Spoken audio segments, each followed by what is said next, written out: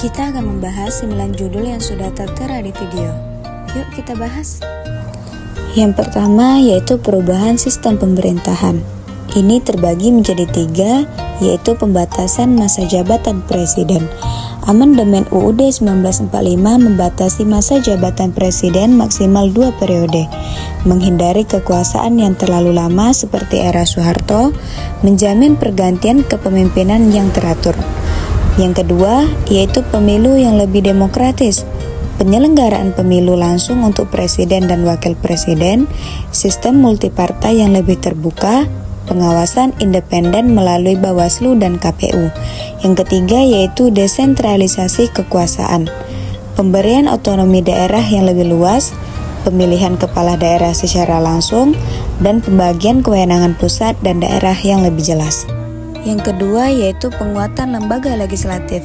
Ini terbagi menjadi 2. Yang pertama, Dewan Perwakilan Rakyat atau DPR memiliki 3 poin. Yang pertama, penguatan fungsi legislasi, pengawasan, dan anggaran. Yang kedua, hak interpelasi, angket, dan menyatakan pendapat yang lebih kuat. Yang ketiga, transparansi dalam pembuatan undang-undang.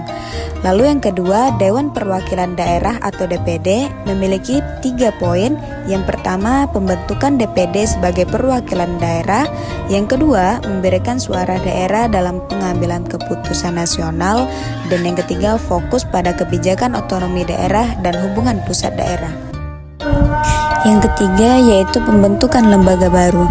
Ini juga terbagi menjadi 2. Yang pertama yaitu Mahkamah Konstitusi.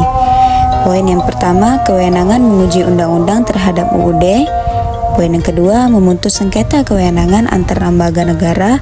Dan poin yang ketiga, memutus pembubaran partai politik dan perselisihan hasil pemilu. Lalu yang kedua, ada Komisi Pemberantas Korupsi. Poin pertama, lembaga independen pemberantasan korupsi. Kedua, kewenangan penyelidikan, penyidikan, dan penuntutan.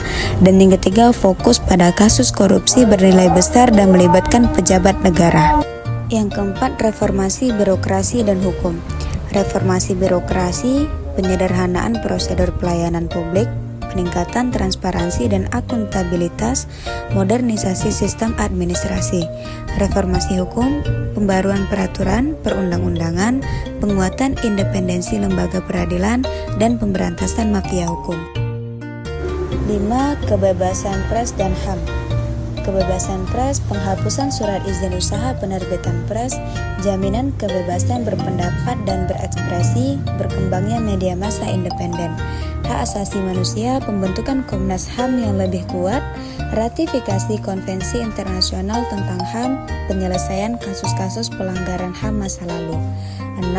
Partisipasi publik dan masyarakat sipil, penguatan peran masyarakat, kebebasan berorganisasi dan berkumpul, pelibatan masyarakat dalam pengambilan kebijakan, pengawasan publik terhadap kinerja pemerintah, organisasi masyarakat sipil, berkembangnya LSM dan organisasi watchdog, peran dalam advokasi kebijakan, kontribusi dalam pembangunan demokrasi. 7. Pemisahan Polri dan ABRI. Restrukturisasi pemisahan Polri dan ABRI tahun 1999, fokus Polri pada keamanan dan ketertiban masyarakat, profesionalisasi institusi kepolisian, dampak pemisahan, peningkatan profesionalisme kedua institusi, kejelasan pembagian tugas dan fungsi, pengurangan difungsi militer. 8. Perubahan nama Irian Jaya menjadi Papua. Latar belakang, aspirasi masyarakat Papua, pengakuan identitas kultural, bagian dari otonomi khusus, implementasi, penetapan